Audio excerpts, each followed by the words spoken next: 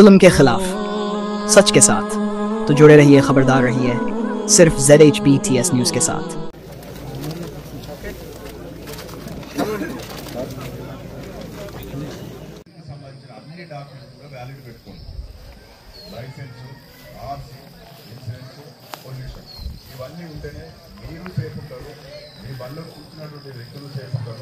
ఏదైనా అన్ఎక్స్పెక్టెడ్ ఏదైనా జరిగినప్పుడు మీ బండి ఎవరికైనా యాక్సిడెంట్ చేసినా కానీ మీ జేబులోకి నుంచి రూపాయి లేకుండా ఇన్సూరెన్స్ వాళ్ళు డబ్బులు కడతారు, అవునా కదా? మైనర్ డ్రైవింగ్ చిన్నపిల్లలు ఎవరైనా ఉంటే 18 years వరకు లైసెన్స్ లేకపోతే వాళ్ళకి ఎవరికి కూడా వెహికల్ ఇచ్చిందంటే ఇచ్చిన ఆయన మీద కేసు అవుతుంది, ఆ వెహికల్ వేరే వాళ్ళ పేరు ఆయన మీద కేసు అవుతుంది, అర్థమవుతుందా?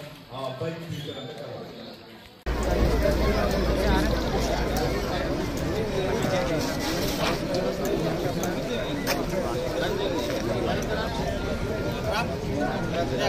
చేస్తారు కదా, ఇక్కడ కూడా బాగా చదువుకున్న వాళ్ళు ఉన్నారు, సమాజంలో చాలా విషయాలు తెలిసిన వాళ్ళు ఉన్నారు, మేము పరిచయం ఉన్న వాళ్ళు ఉన్నారు. మీకు ఇక్కడ మనందరం సురక్షితంగా ఉండాలంటే మీ నెంబర్స్ ఎవరికి చెప్పారు.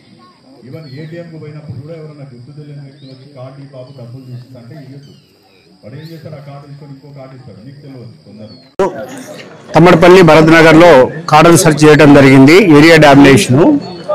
ముఖ్యంగా ఈ కాలనీలో మొత్తం 800 హౌజులు ఉండటం జరిగింది.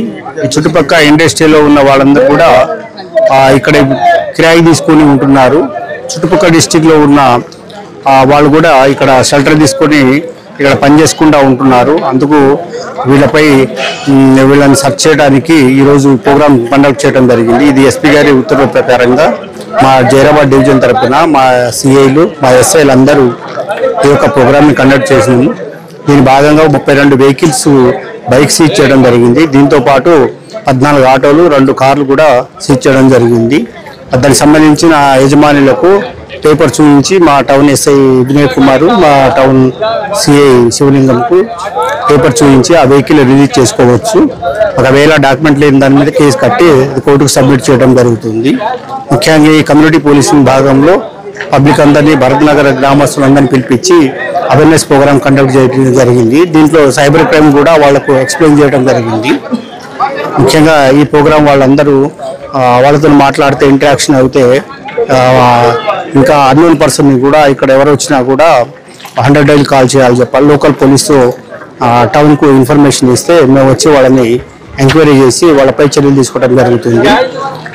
డాక్యుమెంట్ లేనిది, అడ్రస్ లేనిది, ప్రూఫ్ లేనిది ఇల్లు కిరాయి ఇవ్వద్దని చెప్పేసి వాళ్ళతో చెప్పడం జరిగింది. వాళ్ళు కూడా సహకరిస్తామని చెప్పారు. పబ్లిక్ కూడా సంతోషంగా ఫీల్ అయ్యారు.